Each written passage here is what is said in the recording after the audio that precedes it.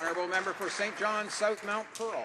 Mr. Speaker, the federal cons needed Newfoundland and Labrador to give up local processing requirements to get a trade deal with Europe. After 2 days, an agreement was struck. The province has the documents to prove it. The deal was not for compensation for losses, but a research and marketing fund to create a fishery for the future. Now, that was publicly announced 14 long months ago. Now, lo and behold, this Conservative government says Newfoundland and Labrador, you got it all wrong. The obvious question, Mr. Speaker, is why didn't this government say anything back then before now? Honourable Minister of State.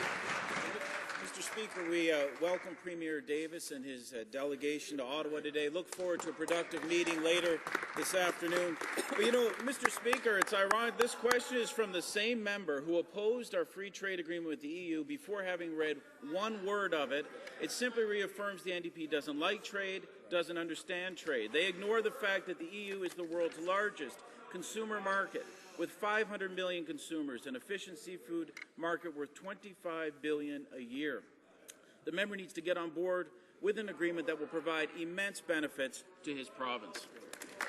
For St. John's South Mount Pearl. Read one word, Mr. Speaker. The deal is not out yet. Now, the Premier of Newfoundland and Labrador, he's come to Ottawa today to call on the Prime Minister to honor the commitment that he made to my province. Now, it's well known that this Prime Minister, he is no friend to Newfoundland and Labrador, but he made a commitment to our province, and this Conservative government has an obligation to honor that commitment. And if he thinks, Mr. Speaker, that New Democrats in this House will just stand by and let him break that promise, let him break yet another promise, well, Mr. Speaker, the Prime Minister, he had better think twice. The Honourable Minister of State for Alcoa. Mr. Speaker, fish and seafood is one of Newfoundland and Labrador's largest industries. 9,000 Newfoundlanders and Labradorians depend on the industry for their livelihood.